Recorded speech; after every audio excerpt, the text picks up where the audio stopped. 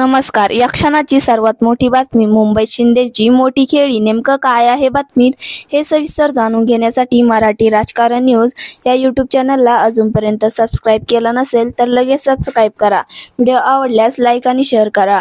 विधानसभा निवडणुकीतील प्रचंड यशानंतर महायुतीनं आता स्थानिक स्वराज्य संस्थांच्या तयारी सुरू केली आहे.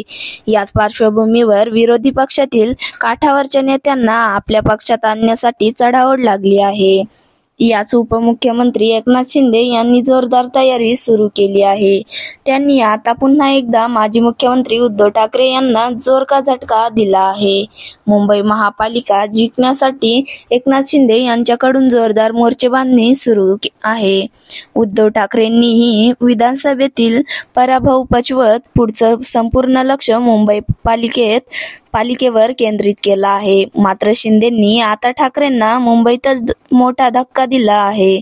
मुंबईचे माजी महापौर व कट्टर शिवसैनिक दत्ता दळवी यांनी शिंदेच्या शिवसेनेत प्रवेश केला आहे. स्थानिक स्वराज्य संस्थांच्या निवडणुकीची कोणत्याही क्षणी घोषणा होण्याची शक्यता आहे. उपमुख्यमंत्री एकनाथ शिंदे यांनी दत्ता दळवींनाच आपल्या शिवसेनेत आणणं मुंबईत मोठा डाव टाकला आहे.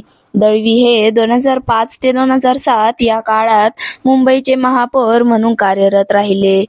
बाळासाहेब ठाकरेंच्या तालमीत यात झालेल्या दत्ता दळवींचाच पक्षप्रवेश घडवून आणला आहे. कट्टर व आक्रमक शिवसैनिक असलेल्या दत्ता दळवी हे मुंबईचे महापौर राहिलेले आहेत. याचा ईशान्य मुंबईत मोठा दबदबा राहिला आहे. आता त्यांच्या शिवसेनेतील एंट्रीनं एकनाथ शिंदे यांची मुंबईतील ताकद चांगलीच वाढल्याचं बोललं जात आहे. मुंबई महापालिकेत शिंदेंना दळवींना मोठा फायदा होण्याची शक्यता आहे. शिवसेनेत प्रवेश केल्यानंतर दत्ता दळवी म्हणाले, उपमुख्यमंत्री एकनाथ शिंदे यांच्यासोबत येताना आपल्या मनात कोणतीही शंका, कुशंका किंवा भावना घेऊन आलेलो नाहीत. आपण फक्त जनतेच्या समस्यांचे ओझं खांद्यावरून घेऊन आलोय. पण शिंदे हे आमचे प्रश्न सोडवण्यासाठी नक्की प्रयत्न करतील असा विश्वासही त्यांनी व्यक्त केला. यावेळी त्यांनी आपण एकनाथ शिंदे यांच्या नेतृत्वाखाली खऱ्या शिवसेनेत प्रवेश घेतला असून याचा आनंद वाटत असल्याची भावनाही व्यक्त केली.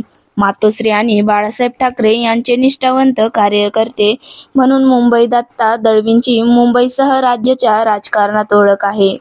याच आक्रमक भूमिकेमुळे त्यांनी शिवसेनेतील बंडानंतर नोव्हेंबर 2023 मध्ये जाहीर भाषणात तत्कालीन मुख्यमंत्री एकनाथ शिंदे यांच्याविषयी आक्षेपार्ह शब्दाचा वापर केला आहे. त्यामुळे यांच्या विरोधात अटकेची कारवाई सुद्धा करण्यात आली होती.